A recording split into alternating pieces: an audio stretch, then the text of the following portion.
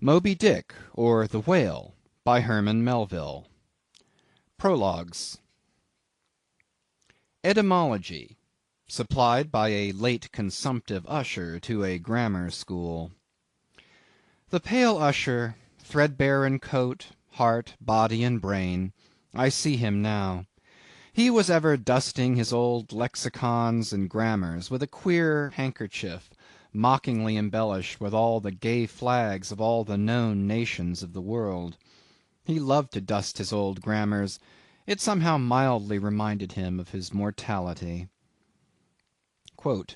"While you take in hand to school others, and to teach them by what name a whale fish is to be called in our tongue, leaving out through ignorance the letter H, which almost alone maketh the signification of the word, you deliver that which is not true." Hakluyt. "Whale, Swedish and Danish hval. This animal is named from roundness or rolling, for in Danish hvalt is arched or vaulted." Webster's Dictionary. "Whale, it is more immediately from the Dutch and German valen, Anglo-Saxon valvian, to roll, to wallow." Richardson's Dictionary. Keitos, Greek. Ketus, Latin. Whale, Anglo-Saxon. Hvalt, Danish. Val, Dutch. Hval, Swedish. Hvale, Icelandic. Whale, English. Baleine, French. Balena, Spanish. Piki Nui Nui, Fiji. Piki Nui Nui, Arromanguin. Extracts supplied by a sub-librarian. It will be seen that this mere painstaking burrower and grubworm of a poor devil of a sub-sub appears to have gone through the long Vaticans and street stalls of the earth, picking up whatever random allusions to whales he could anyways find in any book whatsoever, sacred or profane. Therefore you must not, in every case at least, take the higgledy-piggledy whale statements, however authentic, in these extracts, for veritable gospel cetology. Far from it. As touching the ancient authors generally, as well as the poets here appearing, these extracts are solely valuable or entertaining, as affording a glancing bird's-eye view of what has been promiscuously said, thought, fancied, and sung of Leviathan by many nations and generations, including our own. So fare thee well, poor devil of a sub-sub, whose commentator I am. Thou belongest to that hopeless sallow tribe which no wine of this world will ever warm, and for whom even pale sherry would be too rosy strong, but with whom one sometimes loves to sit and feel poor devilish too, and grow convivial upon tears, and say to them bluntly, with full eyes and empty glasses, and in not altogether unpleasant sadness, give it up, sub-subs. For by how much the more pains ye take to please the world, by so much more shall ye forever go thankless. Would that I could clear out Hampton Court and the Tuileries for you! But gulp down your tears, and hie aloft to the royal mast with your hearts; for your friends who have gone before are clearing out the seven-storied heavens, and making refugees of long-pampered Gabriel, Michael, and Raphael, against your coming. Here you strike but splintered hearts together; there you shall strike unsplinterable glasses. Extracts. "And God created great whales." Genesis. "Leviathan maketh a path to shine after him; one would think the deep to be hoary." Job. "Now the Lord had prepared a great fish to swallow up Jonah." Jonah. "There go the ships; there is that Leviathan whom thou hast made to play therein." Psalms.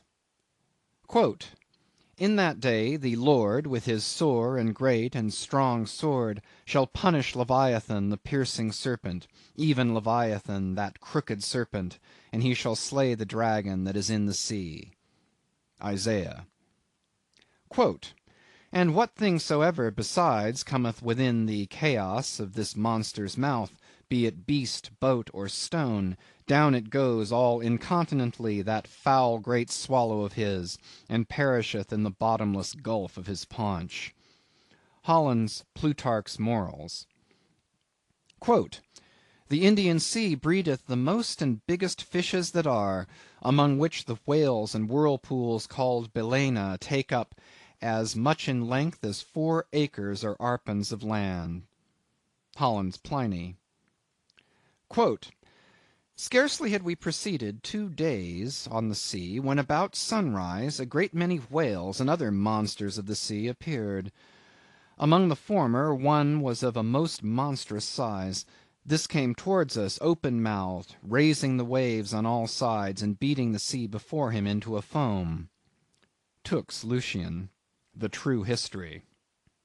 Quote, He visited this country also with a view of catching horse whales, which had bones of very great value for their teeth, of which he brought some to the king. The best whales were catched in his own country, of which some were 48, some 50 yards long. He said that he was one of 6 who had killed 60 in 2 days. Other or Ochther's verbal narrative, taken down from his mouth by King Alfred, A.D. 890. Quote, And whereas all the other things, whether beast or vessel, that enter into the dreadful gulf of this monster's (whale's) mouth, are immediately lost and swallowed up, the sea gudgeon retires into it in great security, and there sleeps. Montaigne, Apology for Raymond Sebond. Quote, Let us fly, let us fly. Old Nick take me if it's not Leviathan, described by the noble prophet Moses in the life of the patient Job. Rabelais. Quote, This whale's liver was 2 cartloads. Stow's Annals. Quote, The great Leviathan that maketh the seas to seethe like boiling pan. Lord Bacon's version of the Psalms. Quote, Touching that monstrous bulk of the whale or orc we have received nothing certain. They grow exceeding fat, insomuch that an incredible quantity of oil will be extracted out of one whale. Ibid, History of Life and Death. Quote, The sovereignest thing on earth is Parmacetti for an inward bruise. King Henry. Quote, Very like a whale. Hamlet. Quote, Which to secure no skill of leech's art, mote him avail, but to return again to his wound's worker, that with lowly dart, dinting his breast, had bred his restless pain, like as the wounded whale to shore flies through the main. The Faerie Queene. Quote, Immense whales, the motion of whose vast bodies can in a peaceful calm trouble the ocean till it boil. Sir William Davenant, Preface to Gondibert.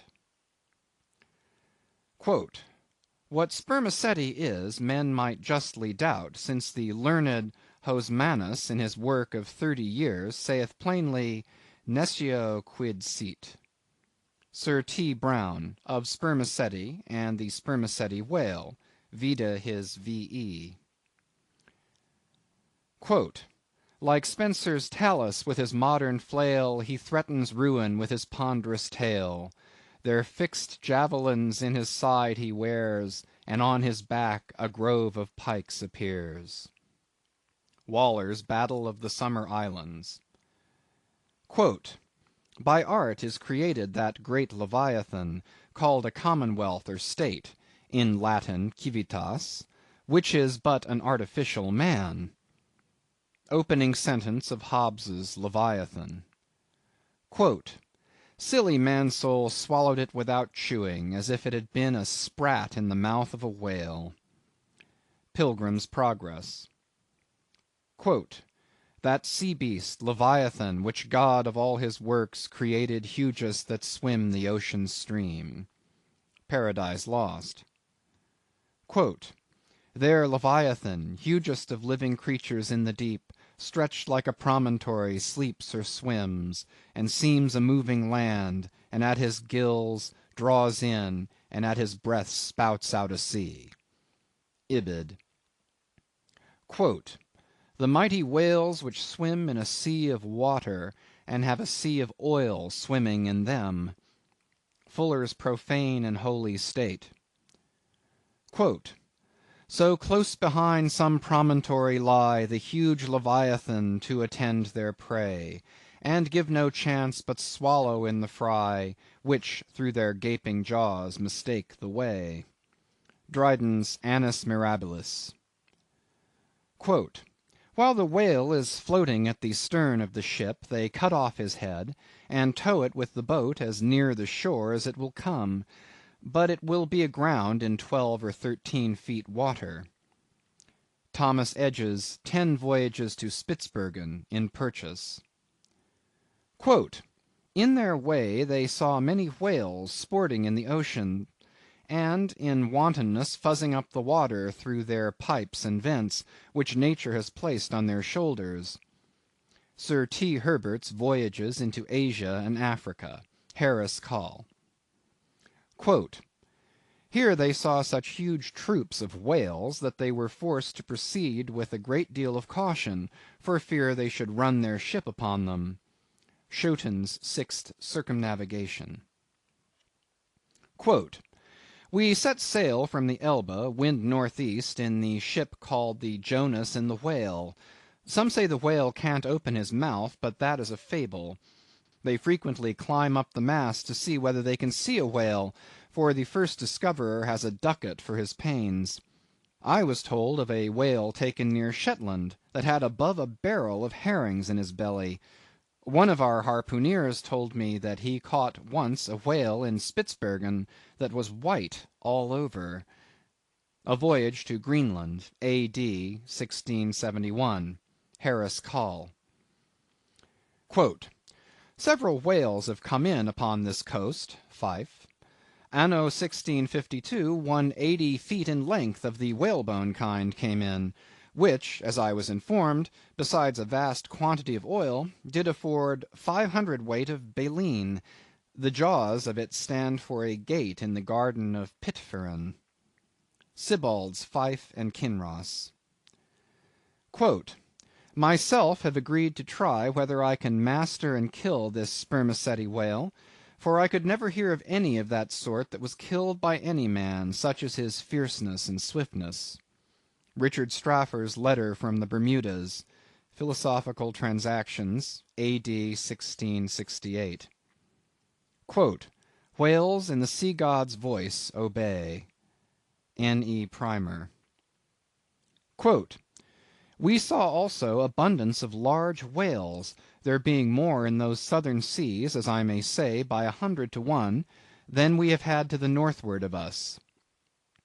Captain Cowley's Voyage round the Globe, A.D. 1729. Quote, and the breath of a whale is frequently attended with such an insupportable smell as to bring on a disorder of the brain. Ulloa's South America. Quote, to 50 chosen sylphs of special note, we trust the important charge, the petticoat. Oft we have known that sevenfold fence to fail, though stuffed with hoops and armed with ribs of whale. Rape of the Loch. Quote, if we compare land animals in respect to magnitude with those that take up their abode in the deep, we shall find that they will appear contemptible in the comparison. The whale is doubtless the largest animal in creation. Goldsmith, Natural History. Quote, if you should write a fable for little fishes, you would make them speak like great whales. Goldsmith to Johnson. Quote, in the afternoon we saw what was supposed to be a rock, but it was found to be a dead whale, which some Asiatics had killed and were then towing ashore. They seem to endeavor to conceal themselves behind the whale in order to avoid being seen by us. Cook's Voyages. Quote, "The larger whales they seldom venture to attack. They stand in great dread of some of them, that when out at sea they are afraid to mention even their names, and carry dung, limestone, juniper wood, and some other articles of the same nature in their boats, in order to terrify and prevent their too near approach." Uno von Troil's Letters on Banks's and Solander's Voyage to Iceland in 1772. Quote, "The spermaceti whale found by the Nantuckois is an active, fierce animal, and requires vast address and boldness in the fisherman." Thomas Jefferson's Whale Memorial to the French Minister in 1778. Quote, "And pray, sir, what in the world is equal to it?" Edmund Burke's reference in Parliament to the Nantucket whale fishery. Quote, "Spain, a great whale stranded on the shores of Europe." Edmund Burke, somewhere. Quote, "A 10th branch of the king's ordinary revenue, said to be grounded on the consideration of his guarding and protecting the seas from pirates and robbers, is the right to royal fish, which are whales and sturgeon; and these, when either thrown ashore or caught near the coast, are the property of the king." Blackstone. Quote, "Soon to the sport of death the crews repair; Rodmond unerring o'er his head suspends the barbed steel, and every turn attends." Falconer's Shipwreck. Quote, "Bright shone the roofs, the domes, the spires, and rockets blue self‐driven, to hang their momentary fire around the vault of heaven. So fire with water to compare the ocean serves on high, upspouted by a whale in air to express unwieldy joy." Cowper on the Queen's visit to London. Quote, "10 or 15 gallons of blood are thrown out of the heart at a stroke, with immense velocity." John Hunter's account of the dissection of a whale, a small-sized one.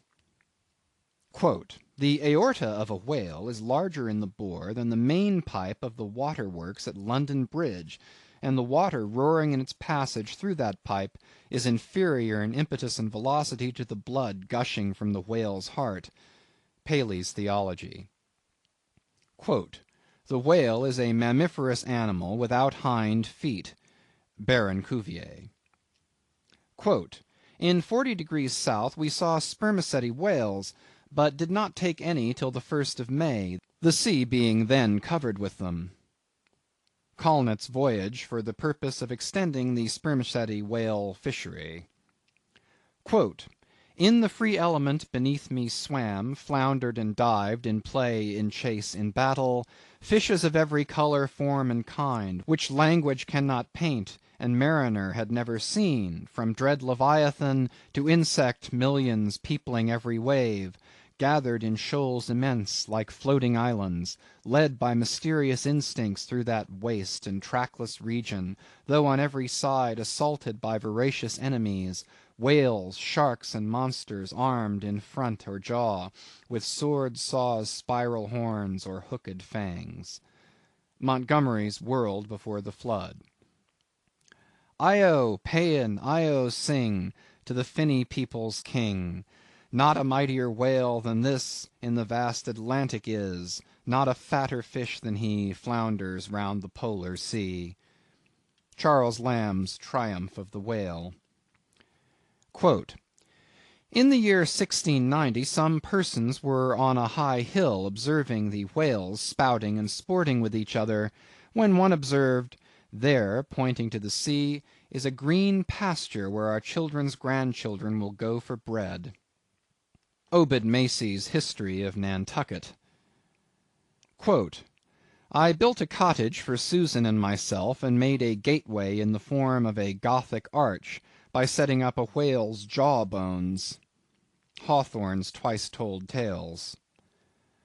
Quote, "She came to bespeak a monument for her first love, who had been killed by a whale in the Pacific Ocean no less than 40 years ago." Ibid.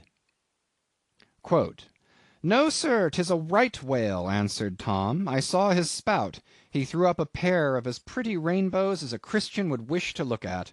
He's a raal oil butt, that fellow." Cooper's Pilot.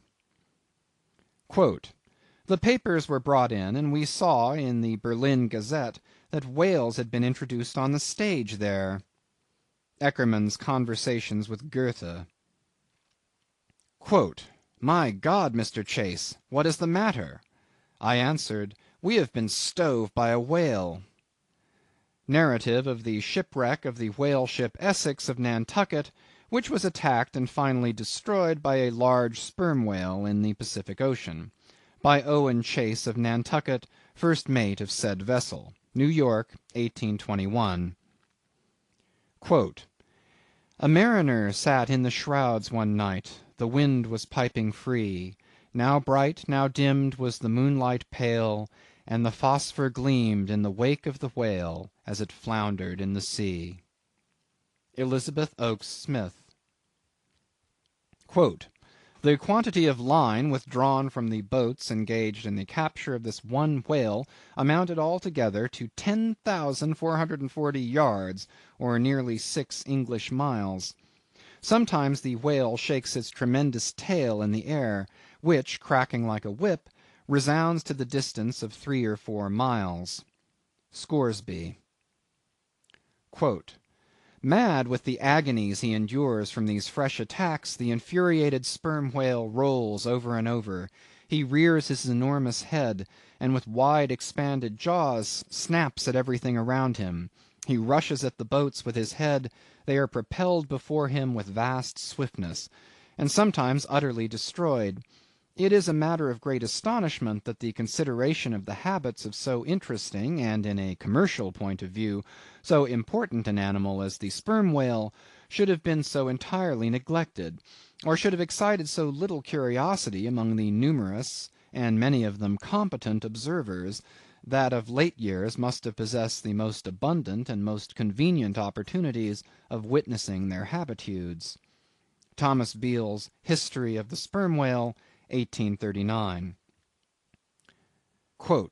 "The cachalot (sperm whale) is not only better armed than the true whale (Greenland or right whale) in possessing a formidable weapon at either extremity of its body, but also more frequently displays a disposition to employ these weapons offensively, and in a manner at once so artful, bold, and mischievous, as to lead to its being regarded as the most dangerous to attack of all the known species of the whale tribe." Frederick de Bell Bennett's Whaling Voyage round the Globe, 1840. "October 13. There she blows, was sung out from the masthead. Where away? demanded the captain. 3 points off the lee bow, sir. Raise up your wheel. Steady. Steady, sir. Masthead ahoy! Do you see that whale now? Aye, aye, sir, a shoal of sperm whales. There she blows. There she breaches. Sing out every time. Aye, aye, sir.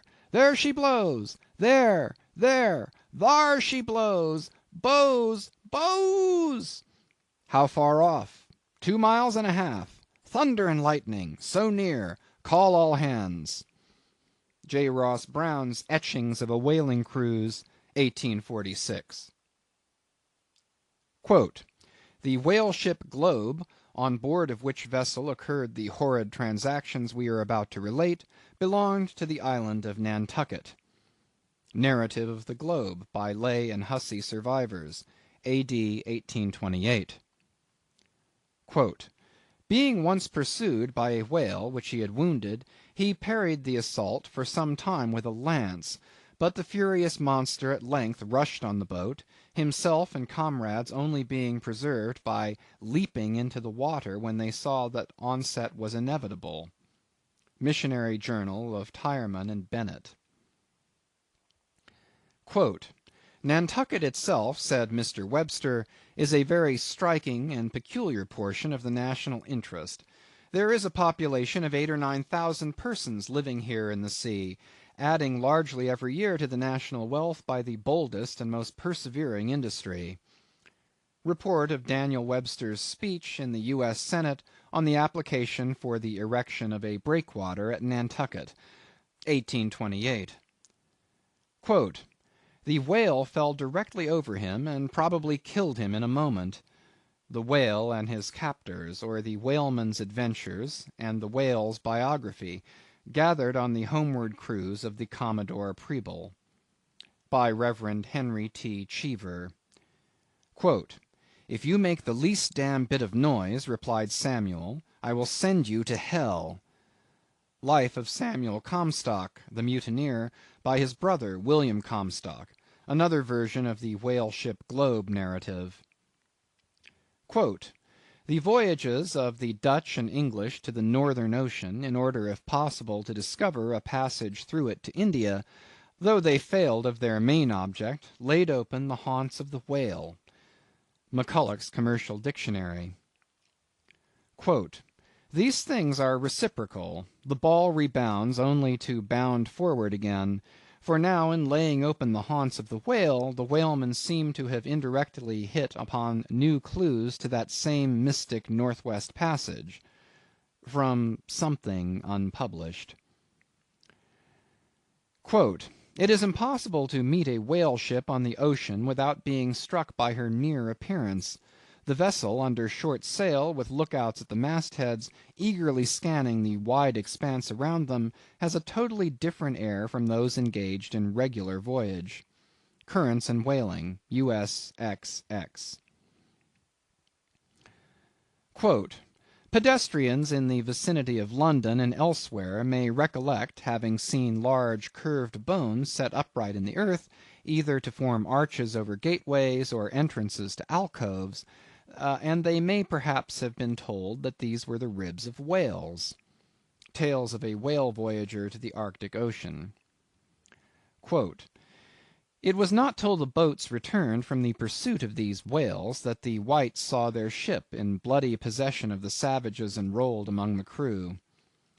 Newspaper account of the taking and retaking of the whale ship Hobomack. "It is generally well known that out of the crews of whaling vessels (American) few ever return in the ships on board which they departed." Cruise in a Whale Boat. "Suddenly a mighty mass emerged from the water, and shot up perpendicularly into the air. It was the whale." Miriam Coffin, or the Whale Fisherman. "The whale is harpooned, to be sure; but bethink you how you would manage a powerful unbroken colt with the mere appliance of a rope tied to the root of his tail." A chapter on whaling in Ribs and Trucks. "On one occasion I saw two of these monsters (whales), probably male and female, slowly swimming, one after the other, within less than a stone's throw of the shore (Tierra del Fuego), over which the beech tree extended its branches." Darwin's Voyage of a Naturalist. "Stern all!" exclaimed the mate, upon turning his head, and saw the distended jaws of the large sperm whale close to the head of the boat, threatening it with instant destruction. "Stern all, for your lives!" Wharton, the Whale Killer. "So be cheery, my lads, let your hearts never fail, while the bold harpooneer is striking the whale." Nantucket Song. "Oh, the rare old whale, mid storm and gale, in his ocean home will be, a giant in might, where might is right, and king of the boundless sea." Whale Song. End of Prologues.